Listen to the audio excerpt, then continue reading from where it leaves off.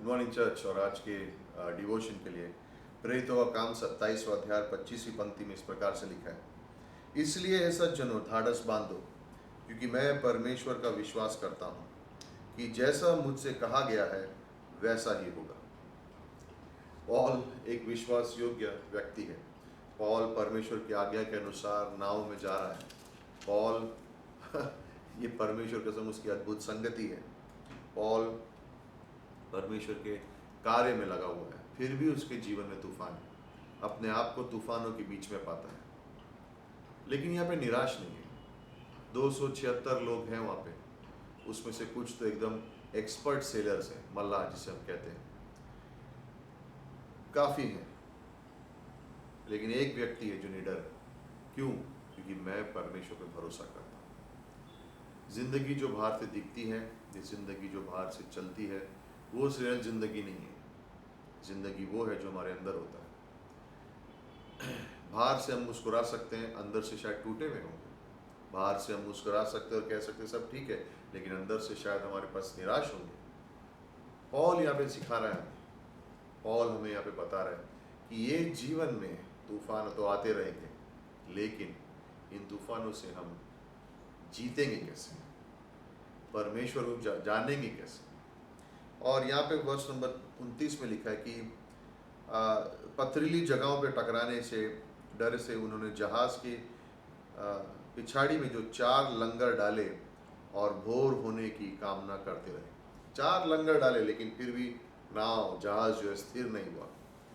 पौलुस यहाँ पे 4 चीज़ों की बात करेगा इन पंक्तियों में, जिससे हम अपने जीवन में स्थिर रह सकते हैं। सबसे पहला है पंक्ति नंबर 23 में, परमेश्वर के संग उसका संबंध। पंक्ति नंबर 23 में इस तरह से लिखा है उसने, क्योंकि परमेश्वर जिसका मैं हूँ और जिसकी सेवा मैं करता हूँ, उसके स्वर्गदूत ने आज रात मेरे पास आकर कहा, मैं परमेश्वर का हूँ।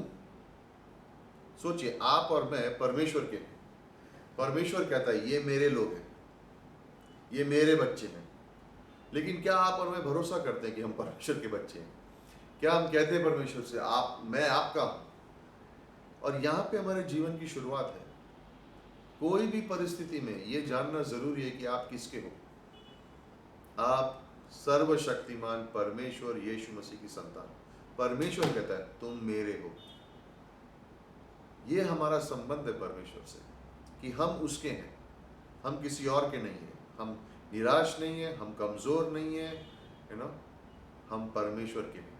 तुम मेरे हो।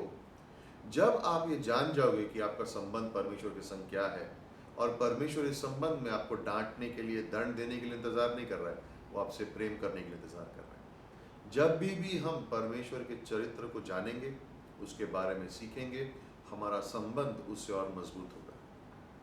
बाइबल कॉलेज की क्लास में पास्टर पीटर सिखा रहे हैं एसओडी के बारे में, और ये सबसे महत्वपूर्ण क्लास है। इस क्लास के अंदर हम सीखते हैं कि परमेश्वर कौन है और वो हमारे बारे में क्या सोचता है। जब हमारी सोच परमेश्वर के बारे में सही होगी, तो हमारी चाल भी सही होगी, हमारा जीवन शैली भी सही होगी। दूसरी चीज़ है पंक्ति नंबर 24 और 25 में, जैसे हमने कहा, मैं परमेश्वर पर भरोसा करता हूँ, जैसा उसने कहा वैसा होगा।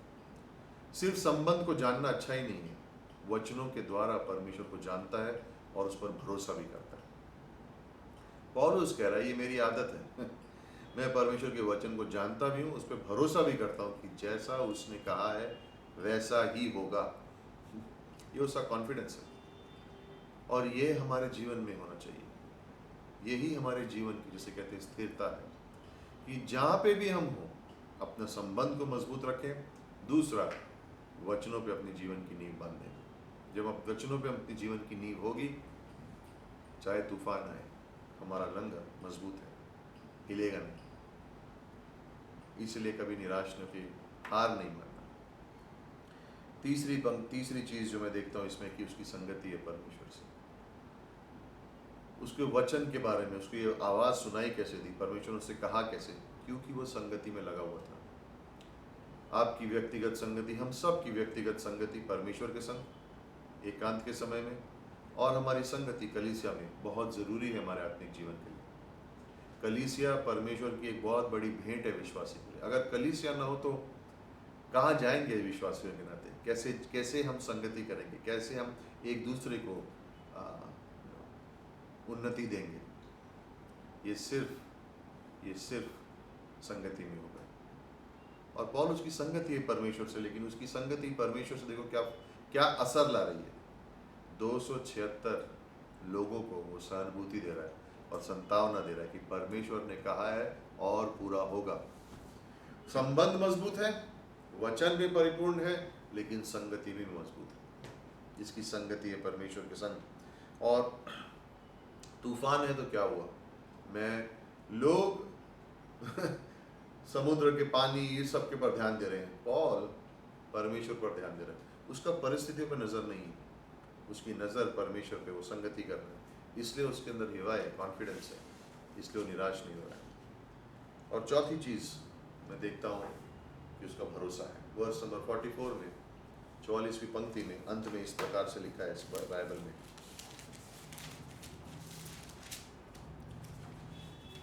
और बाकी कई पटरों पर और कई जहाज की अन्य वस्तुओं के सहारे निकल जाएंगे, इसी रीति से सब कोई भूमि पर बच निकले। जैसा परमेश्वर ने कहा था वैसा हुआ। ये उसका विश्वास है। ये विश्वास हम कभी छोड़ नहीं सकते। ये विश्वास हम कभी इसे छोटा नहीं समझते। ये विश्वास है।